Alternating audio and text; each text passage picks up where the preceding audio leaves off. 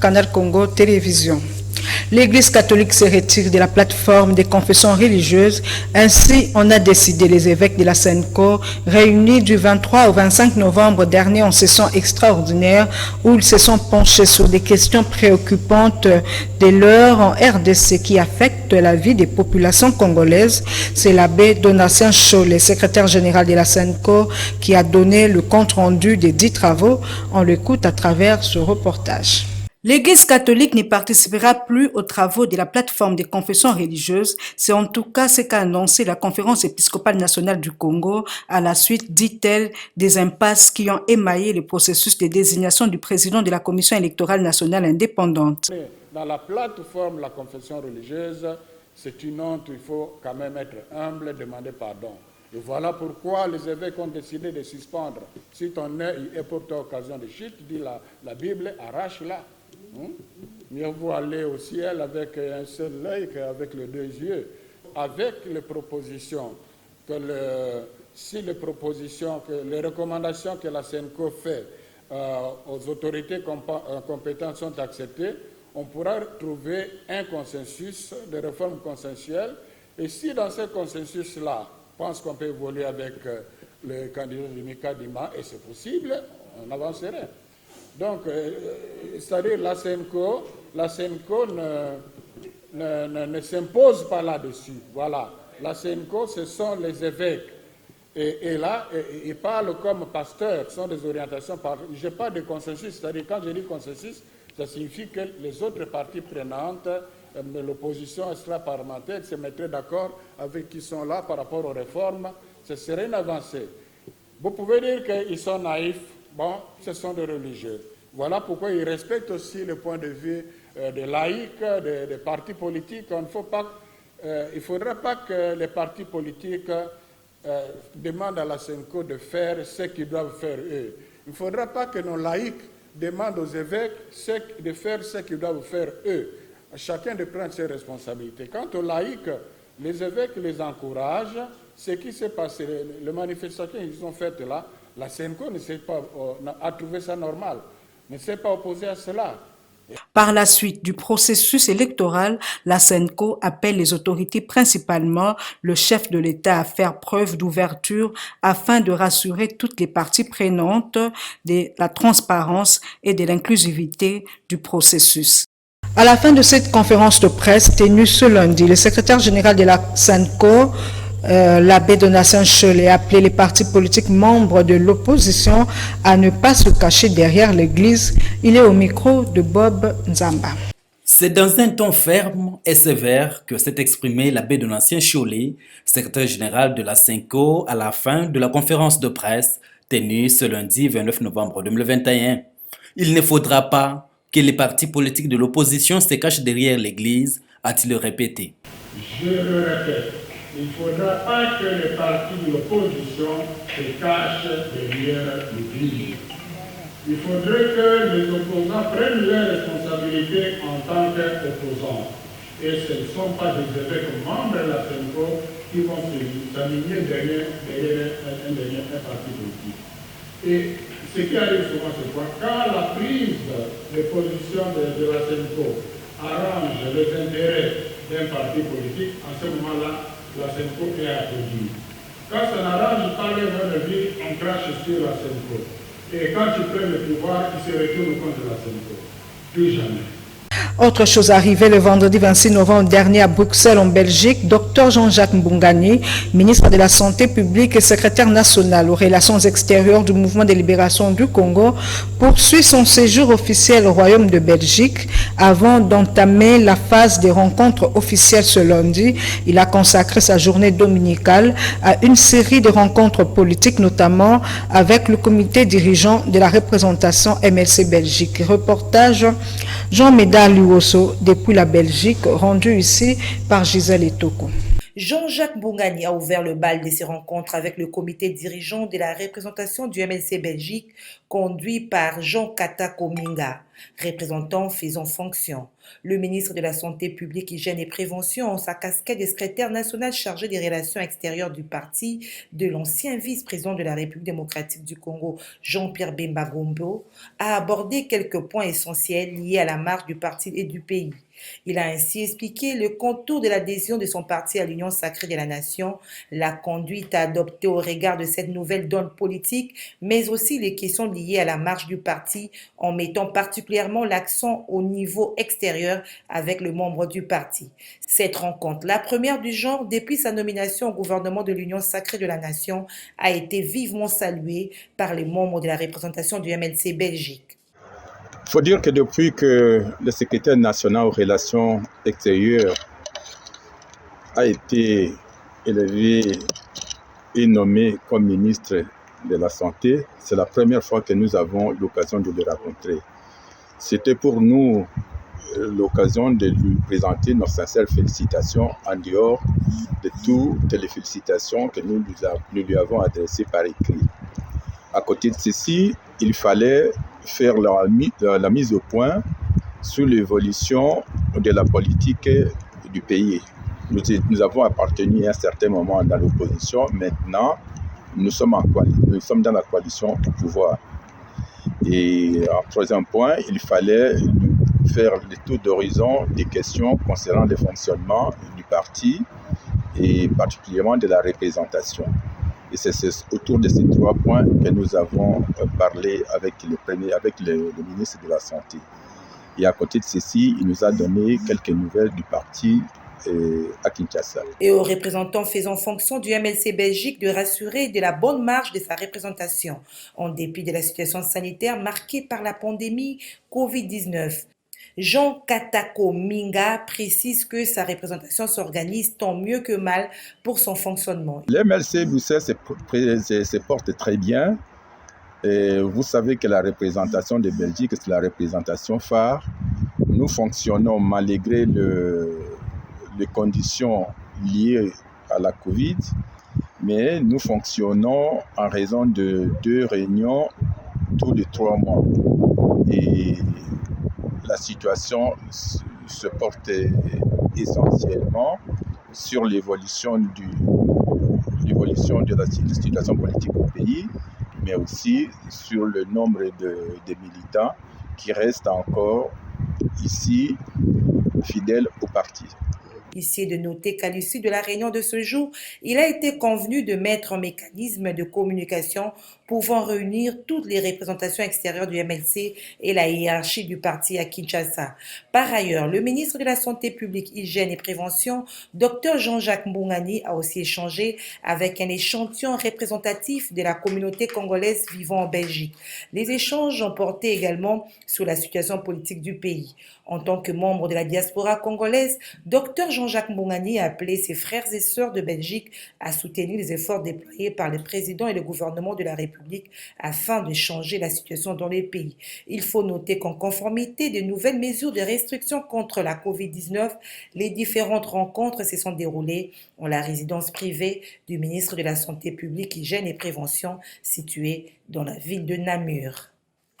Processus électoral en RDC pour l'Union des Républicains qui célèbre ses 18 ans sous la méditation. Le processus électoral constitue un conflit et fait désormais partie du conflit politique et sécuritaire que même la communauté internationale n'est parvenue à imposer. Ainsi indique son président Norbert Luyeye, d'où l'impératif de recourir à l'accord cadre d'Addis Abeba et la résolution 2098 du Conseil de sécurité des Nations Unies. Autre détail dans cet élément. C'est sous les signes de méditation que l'Union des Républicains a célébré ce 28 novembre 2021 ses 18 ans d'existence, compte tenu, dit son président Norbert Luyeye, de la gravité de la situation actuelle de notre pays. Pour l'UR, le processus électoral est planifié d'avance par le régime en place qui n'a pas la volonté d'organiser des élections dans les délais prévus par la Constitution. Aujourd'hui, ils font semblant d'avoir la volonté d'organiser les élections dans les délais, alors que sur terrain, la réalité est tout autre. Ils restent dans la logique du blocage du processus électoral où tout est verrouillé. taillée sur mesure. Les élections ne sont qu'une simple formalité et les gagnants sont connus d'avance. Ce qui est regrettable, pendant que la classe politique au pouvoir est en train de nous distraire avec son discours mensonger de la tenue des élections en 2023, ainsi que les manifestations contre la politisation de la CENI. Personne parmi ces gens ne fait allusion à une quelconque piste de solution où se pose le vrai problème de notre pays. La visite des présidents des institutions chez le cardinal Ambongo n'a pas laissé indifférent l'Union des Républicains. L'Union des Républicains et alliés pense que cette fois-ci, l'Église catholique ne va pas commettre les mêmes erreurs du passé en jouant aux sapeurs-pompiers que nous avons connus hier. Commence par contester d'abord le régime en place et finit par l'accepter ensuite. Norbert Louyeye, président de l'UR, d'indiquer que le procès électoral constitue un conflit et fait désormais partie du conflit politique et sécuritaire identifié par la communauté internationale, dont l'accord cadre d'Addis Abeba, signé le 24 février 2013. Devant cette situation, même la communauté internationale, à travers la MONUSCO et les FARDC déployés à l'est du pays, au nord Katanga, 20 ans aujourd'hui, ne sont parvenus à imposer la paix. Ce qui justifie que la paix de la République démocratique du Congo se trouve ailleurs. D'où impératif de recourir à cet accord cadre d'Addis Abeba et à la résolution 2098 du Conseil de sécurité des Nations Unies, dont les bases ont déjà été jetées par la communauté internationale. Somme toute, il ne reste plus qu'à la classe politique de toutes les parties prenantes au conflit de se mettre autour d'une table dans un dialogue politique pour résoudre durablement cette crise. Les voix s'élèvent contre l'entrée de l'armée ougandaise sur le sol congolais, notamment à l'est, pour la traque des FDLR et autres. Maître Clément Mouza joint sa voix à celle des autres Congolais pour dénoncer l'arrivée de l'armée ougandaise, auteur de plusieurs crimes en RDC. Il annonce par ailleurs une série d'activités de protestation. Ces propos sont recueillis par Nadine Tchochigombo et Bob Nzamba. À l'aube de l'autorisation par le président de la République Félix Tshisekedi à l'armée ougandaise d'entrer dans le territoire congolais pour combattre les ADF et autres groupes armés, Maître Clément Mouza, cadre de la MOUCA, dénonce la décision du chef de l'État qu'il estime mettre la nation en danger. Les élus du peuple, notamment ceux de la Commission défense et sécurité de l'Assemblée nationale, seront tenus pour responsables, a-t-il dit. Le Rwanda doit construire des villages modernes pour nous. L'Ouganda doit venir. Mais non, mais je n'ai plus d'explication. Je ne reconnais plus les gens avec qui nous avons combattu ensemble et ils connaissent l'essence du combat que nous avons mené. Nous sommes contre et nous disons non. Je pense que le peuple congolais qui est en train de nous suivre, dans les jours à venir, va manifester pour dire non aux troupes ougandaises en République démocratique du Congo. Par ailleurs, Maître Clément Mouza Kayembe annonce une série d'actions pour protester contre l'arrivée des troupes ougandaises en RDC. Rappelons que l'Ouganda a été condamné une fois en 2005 à la Cour internationale pour crimes commis en RDC et les dommages d'intérêt étaient de 10 milliards de dollars.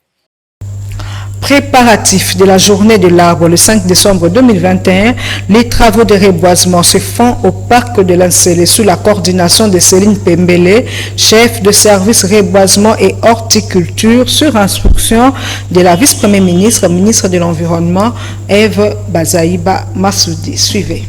C'est dans la ligne droite du projet 1 milliard d'arbres lancé par le chef de l'État Félix-Antoine Tshisekedi le 5 décembre 2019 que s'inscrit cette vision de la vice-première ministre, ministre de l'Environnement Eve Bazaïba Massoudi, celle de la protection de nos forêts et réserves de l'État. D'où son instruction pour le reboisement au parc de l'Antsélé.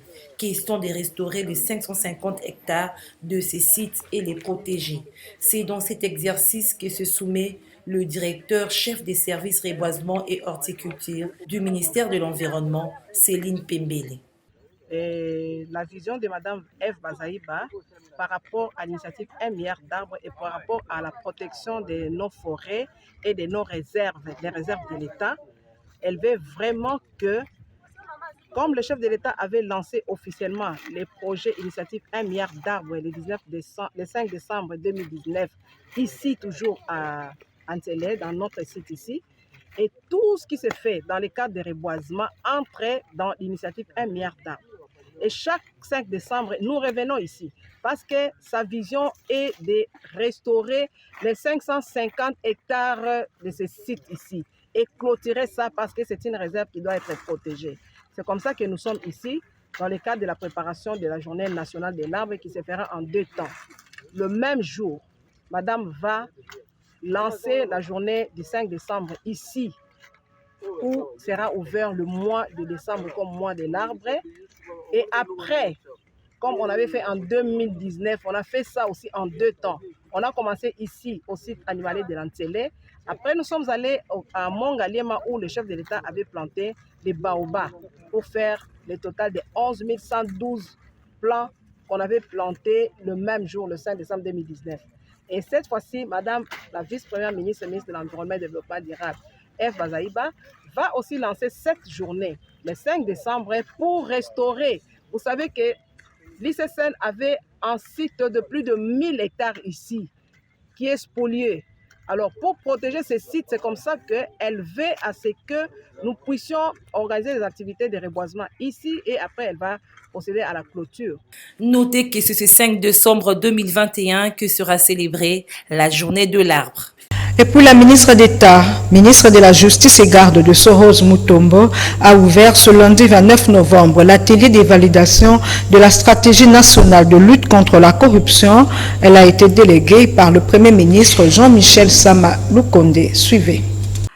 Ce séminaire de 3 jours organisé par l'Agence de prévention de lutte contre la corruption et les programmes des Nations Unies pour le développement, axé sur la stratégie nationale de lutte contre la corruption, a connu la présence de la ministre d'État de la Justice et garde de Sceaux, Rose Mutombo. Dans son allocution, le numéro 1 de la justice a fait savoir que la RDC s'est résolument engagée à lutter contre ce fléau qui gangrène le pays. À ce titre, l'APC est désigné comme l'organe de référence au sein du cabinet du chef de l'État en matière de lutte contre la corruption. Elle a pour mission, entre autres, de concourir à l'élaboration et à la mise en œuvre effective des stratégies et mesures anticorruption à différents niveaux. Personne d'entre nous n'ignore les méfaits de la corruption à l'échelle d'une nation ainsi que ses conséquences dévastatrices sur la population en quête du bien-être. La corruption sape la démocratie, accroît la pauvreté, favorise les inégalités et accentue la criminalité. Pour sa part, Thierry Mboulamoko, coordonnateur de l'Agence nationale de lutte contre la corruption, a rappelé les participants à ce séminaire qu'ils ont la mission de valider la stratégie nationale de lutte contre ce fléau pour les années à venir. La représentante du PNUD a réitéré la volonté de son institution d'appuyer les efforts des autorités du pays en matière de bonne gouvernance et la lutte contre la corruption, l'impunité, gage d'un développement humain durable.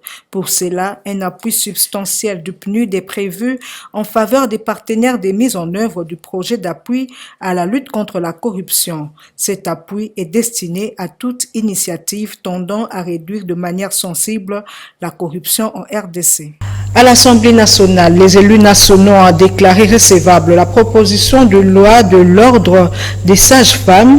C'était à l'issue de la plénière tenue ce lundi 29 novembre 2021. Regardez. Au cours de cette plénière, les élus nationaux ont procédé à l'examen et à l'adoption de la proposition de loi portant création, organisation et fonctionnement de l'ordre des sages-femmes, initiative de l'honorable Tambwe Pochi Charmant Eliezer. Dans sa brève communication, Christophe Mbosoko Diapwanga, speaker de la Chambre basse du Parlement, a invité les élus du peuple au respect de gestes barrières contre la COVID-19 avec la survenue de la 4e vague qui semble plus dangereuse que les 3 premières. À cet effet, les appareils désinfectants sont installés dans les couloirs de la salle de congrès. Dans l'exposé de motifs, le député national Tambwe Lézère a fait savoir que la sage-femme a été identifiée par l'Assemblée mondiale en 2006 comme ressource humaine clé pour la réduction de la mortalité maternelle et néonatale. La classification internationale de type de profession CTTP de l'Organisation internationale du travail, telle que revue en 2008, reconnaît la sage-femme et lui attribue le code 2222.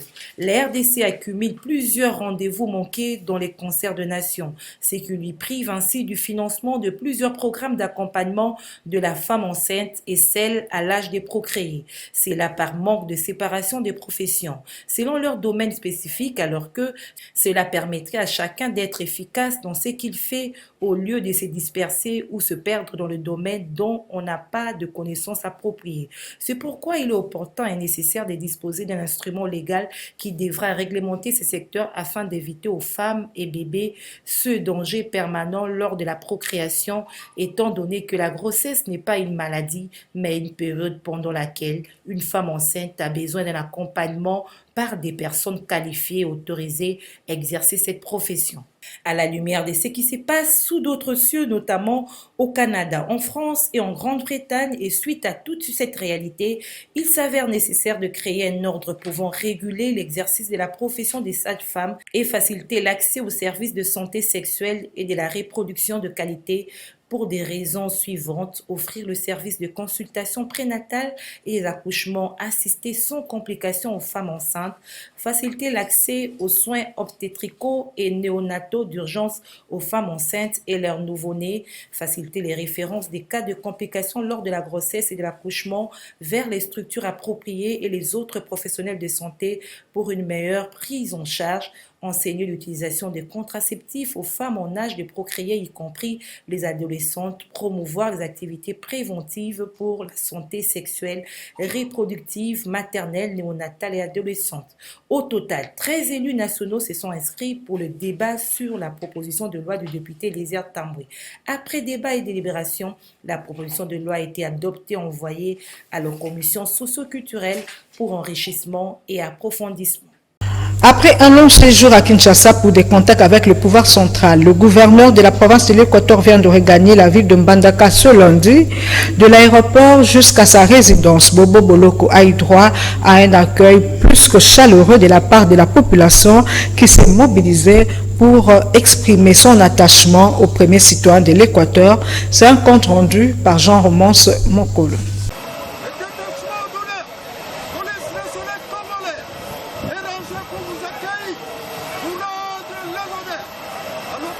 Contrairement aux mauvaises langues qui disaient que Bobo Boloko Bolumbu n'est pas aimé par les Équatoriens, les habitants de Mbandaka viennent de démontrer le contraire en se rendant massivement à l'aéroport du chef-lieu de la province de l'Équateur pour réserver un accueil plus que chaleureux à leur gouverneur de province.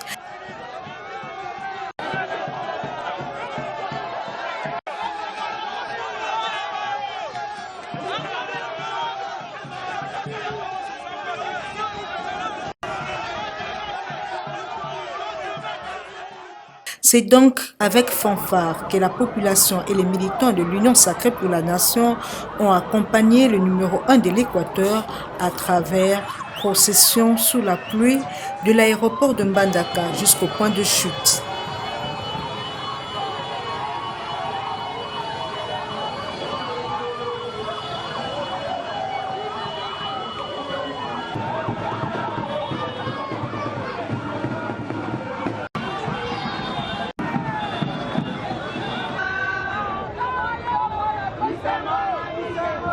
Et prenant la parole pour la circonstance, le représentant des chefs traditionnels de l'Équateur a tenu à remercier le chef de l'État, Félix-Antoine Tshisekedi Tshilombo, pour avoir répondu positivement à leur requête en autorisant au gouverneur Bobo Boloko de retourner à Mbandaka pour reprendre les commandes de la province.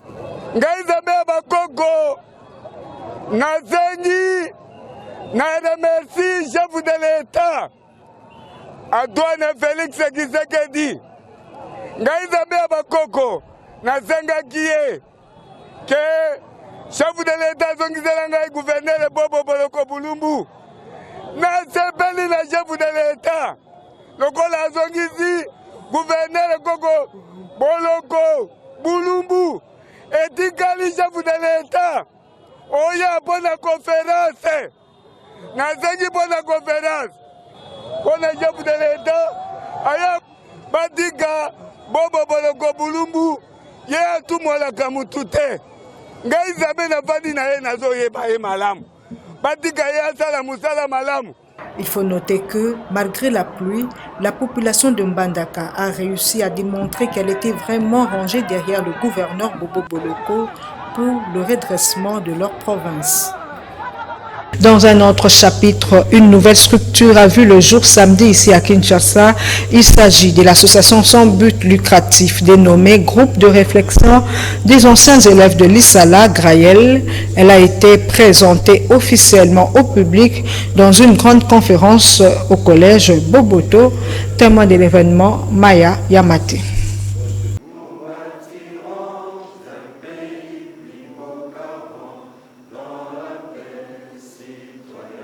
Enfin, la province éducationnelle de l'Issala en particulier et toute la province de la Mongala ont une voix par où passer pour faire entendre leur voix.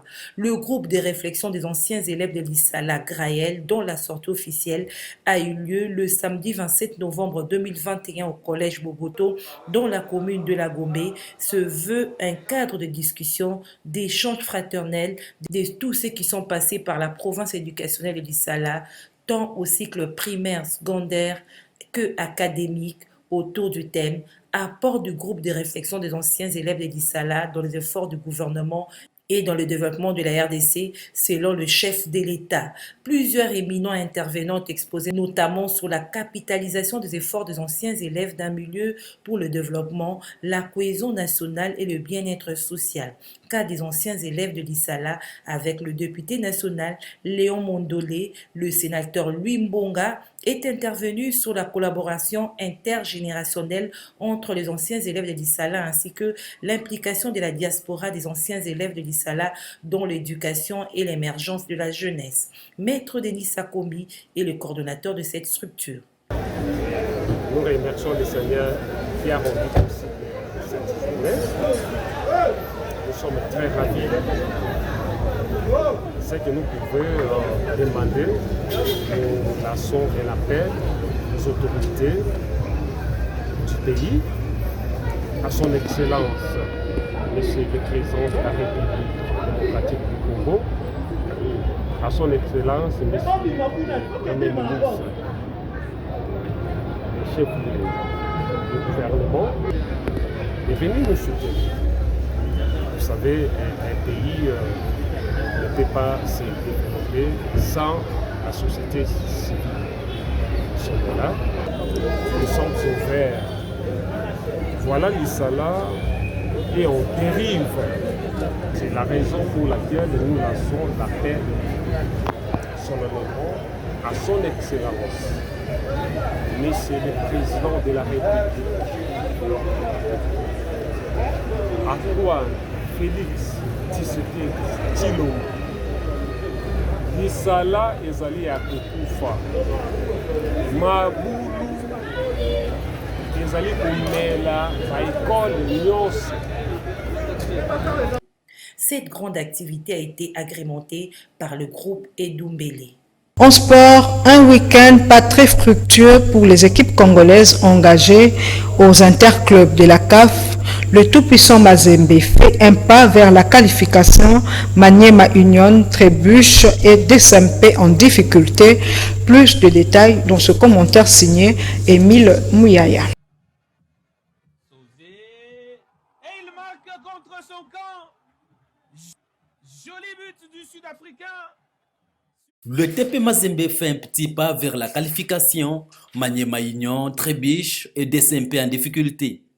C'est le résultat du bilan mitigé enregistré le week-end dernier par les équipes congolaises engagées dans le deuxième tour de cadrage de la Coupe de la Confédération.